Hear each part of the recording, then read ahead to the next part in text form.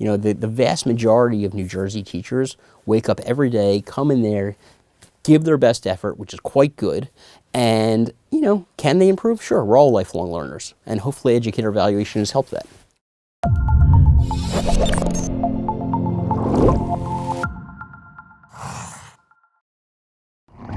Welcome everyone, I'm Andy Smarick, the Morgridge Fellow of Education Policy here at AEI, and I am very lucky to have as a guest Pete Shulman, a friend and a longtime former colleague at the New Jersey Department of Education, ending his tenure there as the Deputy Commissioner. Pete, welcome, thanks for being here. Thank you, Andy. Always a pleasure to reconnect. Looking forward to the conversation. Yeah, I can't wait. So to just do a little setting of the ground here, over the past, 5, 10, 15 years, people have really laid into the federal government saying that it was too bossy, too intrusive when it came to education policy.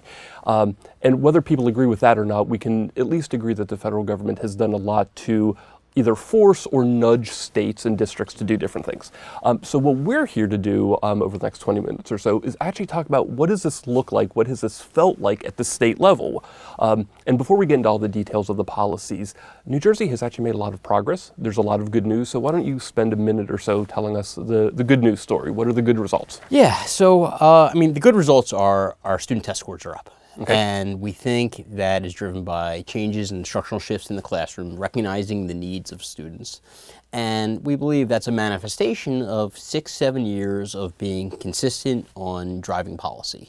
And that means implementing new policy, learning from policy, listening to educators, listening to parents, listening to students, and improving upon that, but staying the course. And I think that last piece about staying the course is a key one we want to talk about today. Yeah, so let's talk more about that because if people don't know your bio, you were a senior official at the Miami-Dade school system, and you spent a good bit of time there, and you did 6 years at the New Jersey Department of Education. So you're not one of these go in, spend 18 months and leave after causing some chaos. You believe in sticking with it. You are persistent when you go into a government agency because you think implementation, I don't want to put words in your mouth, but you think implementation is the biggest piece of this puzzle. So why don't you talk a little bit about that? Like policies are one thing, but actually sticking with it and making it stick. Well, in all honesty, I did have a stint in Delaware, but I'll tell you to juxtapose that why I think in New Jersey we have the continuity. So when I entered New Jersey, and when I think about this work, policy development, policy alignment obviously is key. Yep. But there's a fidelity of implementation and a fidelity of staying the course. The counterfactual, right, which is always a good way to sort of juxtapose it, is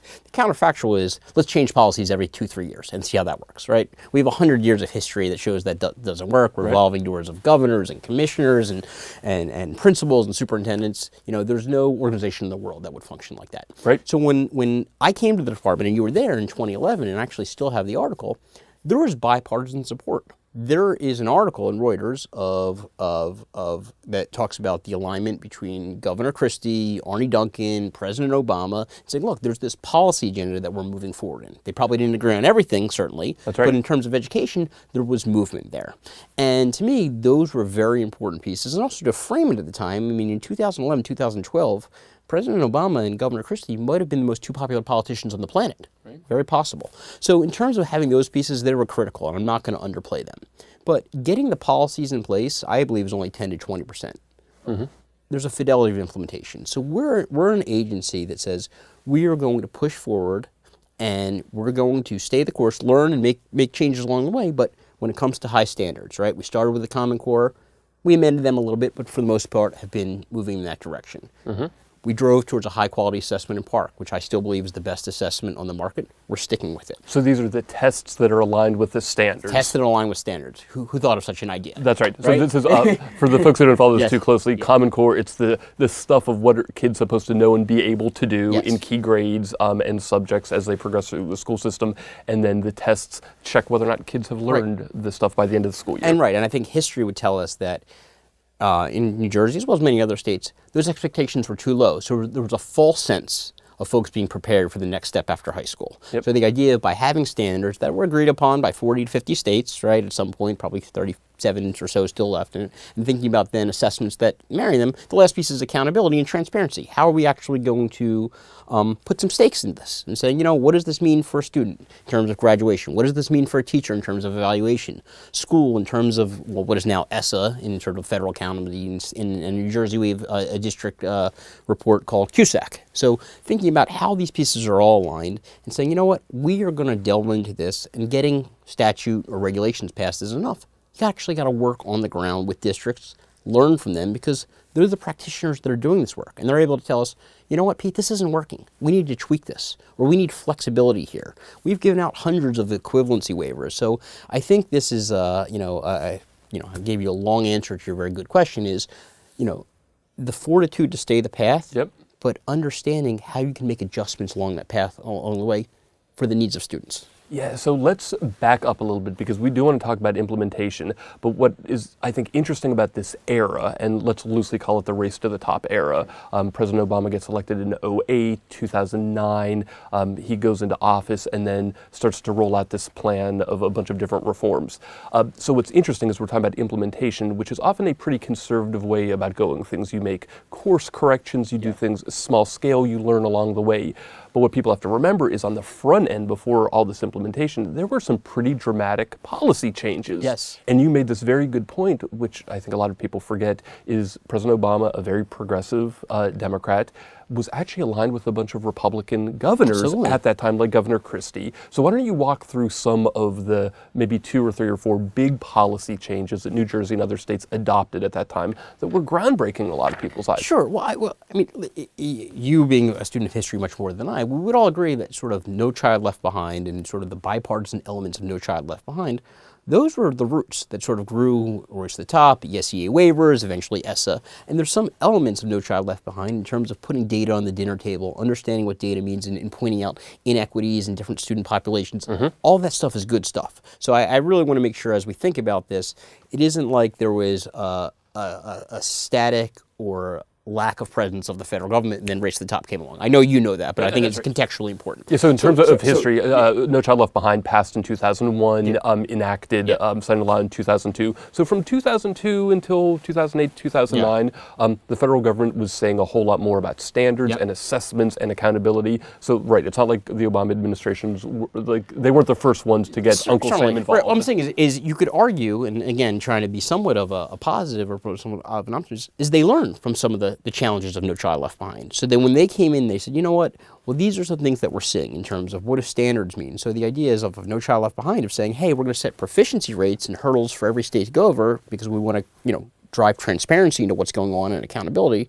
But if they're not predicated on standards that have high expectations for kids, all right, that's a lesson learned. We have to think about standards. So to answer your question is, we moved forward with the Common Core standards in 2010. Okay. They were later reconfigured through input of some local New Jersey educators and sort of, rebranded a little bit and improved upon it a little bit. Okay, so for people watching, what this means is in 2010, New Jersey and a bunch of other states decided we are going to try to get more rigorous in what we're expecting kids to learn, especially in reading and math, in elementary school through about high school. Yeah, exactly. And the idea is, and I think we think it's a better hypothesis. That's the whole idea, is that it came and said, the old standards, based upon every metric we had in college remediation, lack of to and through, and just saying there was a misalignment. So we think these standards are better, let's adopt them, and let's think about implementing them. Okay. Well, if you think about standards, you have to measure them, right? How are you going to measure them? You need an assessment.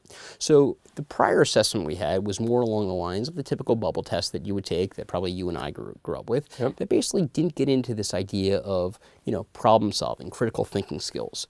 Certainly the days of memorization and filling out a bubble test, we know that's not the type of skills that are needed to succeed in the 21st century.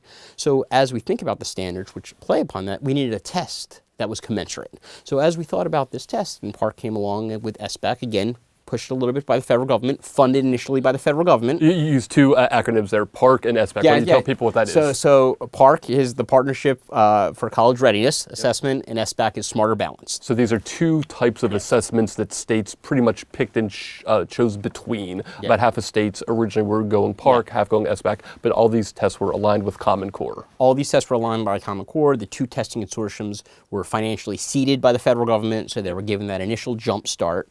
And with the idea to be driven, by states that, again, although it may seem that they were nudged per se, but they made the choice. They said, you know what, this is what we think is best. And yes, there was financial incentives to the race to the top and other things that may have incentivized them, but they jumped in, right? And again, over the course of time, let's talk about that continuity, many states have left. Many of the states that have left have had massive failures in terms of what their assessment have looked like operationally, pedagogically, and that's well documented. There's a handful of states that have stayed the course with Park and stayed the course with SBAC. And for us, having an assessment that measures standards, that in a commensurate level, makes common sense. And then talking about accountability, and I think when you think about accountability, I think there's a little misnomer of this big hammer that's out there that if you are not meeting certain standards, we're coming in and we're taking over your school. And so I mean that's an error that's prior years. That's sort of an NCLB prior, fire 50% of the staff.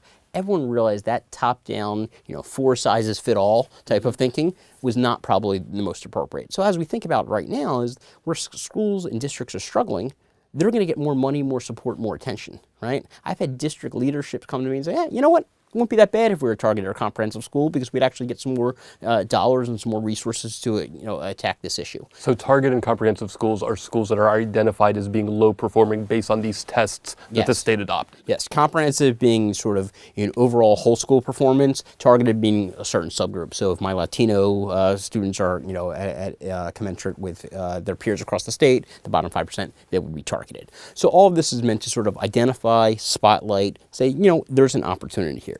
But more importantly, and we should have mentioned this about the tests, tests are not just in sense of being aligned to standards. They're better tests because, one, they're giving data back to teachers. And I wanted to say this is probably the most important thing that we've done. It's not talked about because it's not sexy. It's actually hard work. Is NJASK was a test where teachers would receive the results, but they were flying blind. They didn't really know at a student granular level, at a standard granular level, where students were struggling, where they were succeeding, and then how to differentiate instruction off that. This is the test that preceded the Park test. Preceded the Park test. Now with Park, the level of granularity in terms of clusters of standards themselves, evidence statements, data coming back sooner than it had before, all of a sudden we have districts telling us this data is great. This is what we've needed for our PLCs, our professional learning communities, for years. And to me, when we'll get into sort of some of the question, I know you didn't ask it, why do we think we've had the success we've had? I think that one of the primary drivers that we see consistently across all the schools we visit is a concerted effort to use data to understand a pedagogical approach. Okay, so if you don't mind my interrupting, I think a lot of people listening to this will probably think that a lot of this is intuitive. Okay, great. New Jersey decided we're going to adopt rigorous standards. Yeah.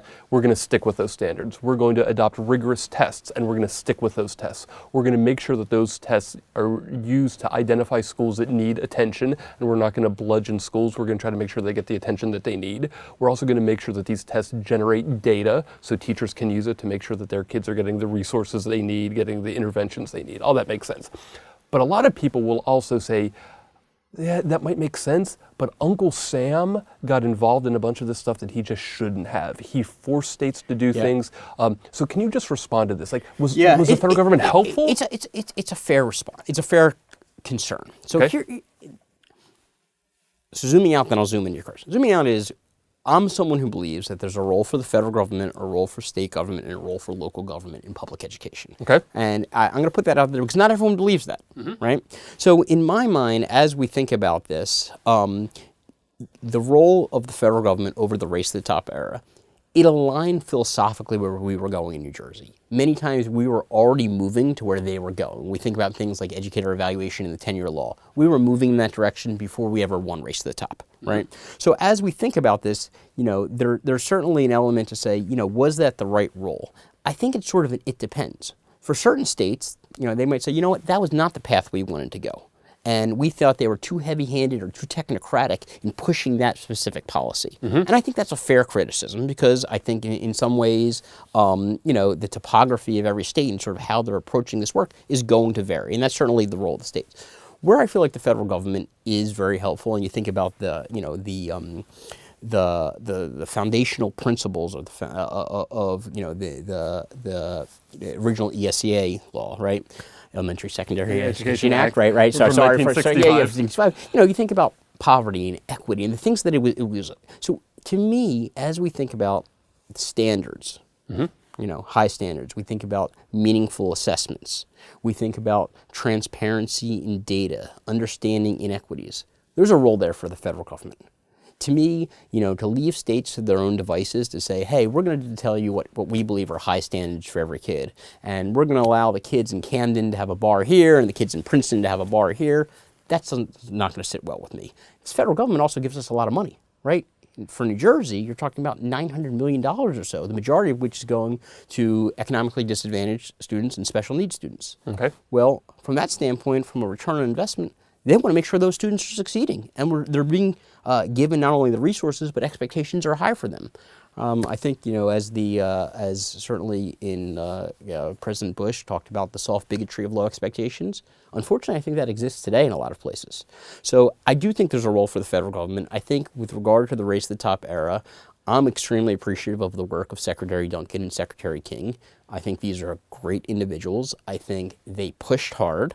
I do know that in this work, you don't know if you're going to have another 4 years or another 2 years or sometimes even another day.